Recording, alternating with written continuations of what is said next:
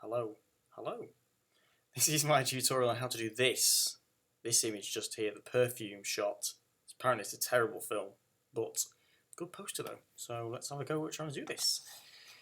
You'll need to download some Photoshop brushes for this, and many thanks to Oliver for posing for this picture. Thank you. This is taken during class.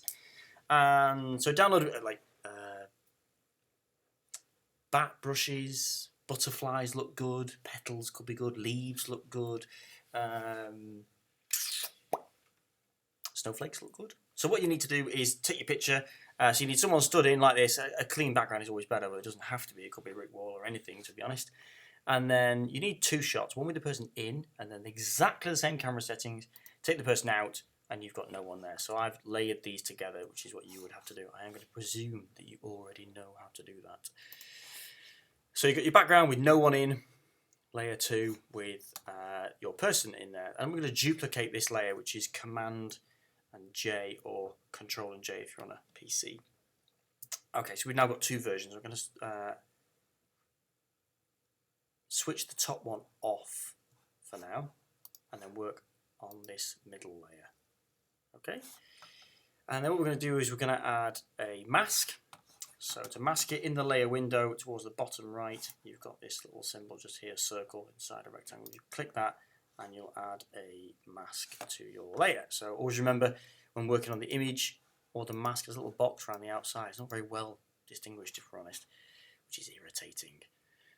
But when it's white, you can see it. When it's black, you can't see through it. So if we now press B on the keyboard for brush tool, and that will default to that. If you can't see your brush presets, it's window up at the top, and then brush, and then you'll pop up over here with your brushes. So if I scroll down this list, I should hopefully have.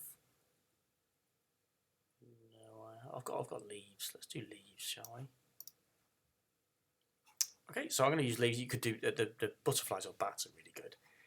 And then I want to change some shape dynamics. So I've ticked the box on it, and I'm going to click on the words. Now there's size jitter, so I'm going to turn that up, which means that they will alter in size each time I click on them. And then there's angle jitter, which if you watch the ones underneath, they'll actually start turning around. So each time you click, it will come up slightly differently. Okay. And then the brackets to the right of the letter P on the keyboard will allow you to make this bigger or smaller. And then all you need to do is make sure that you need to paint on white. So black, sorry, because it's a white solid image so we can see it. So if we paint on black, the mask will make that bit disappear. If it's not black and white in your colour picker, just here, click on this. To swap them around is this little arrow, or X on the keyboard also does that. So if I now start clicking, Oliver starts to disappear.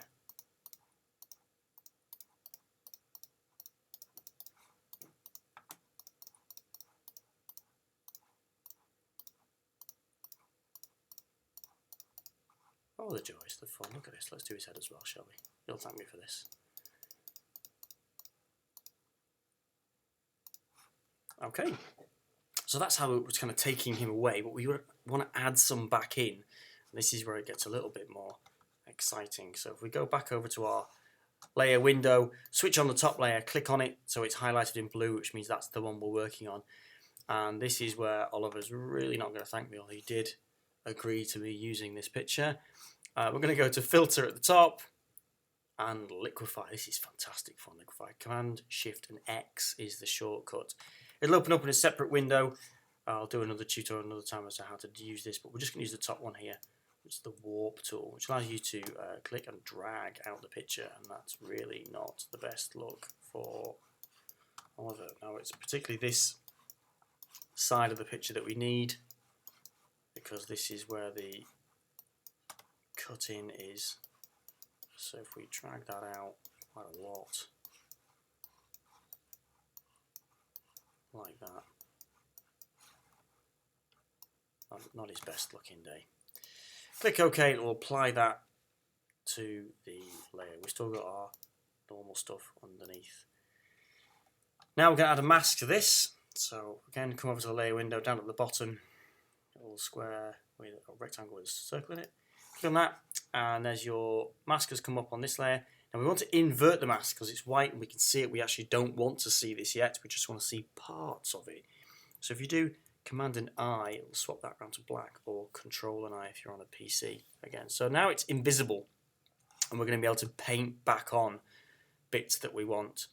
And so because it's black and we've already got black as our foreground colour over here, we're just going to press X, swap it round. So now it's white, which means it will paint back in whatever we want. I'm just going to make my brush a bit smaller. Again, brackets to the right of the letter P on the keyboard. One next to P makes it smaller, or next to that makes it bigger. And then I'm just going to start clicking and it will paint in what we've just done. So we made this by stretching out. It's allowed us to paint in space that originally had nothing because we liquefied it, dragged it over.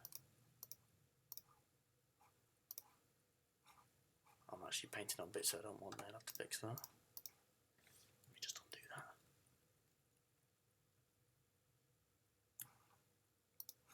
There you go. And there you go. That's your... You'd obviously spend a lot more time on it and make it far more exciting than the one I've just done. But that's not bad for just a few minutes of Photoshop time. Hope you have fun with it. Enjoy.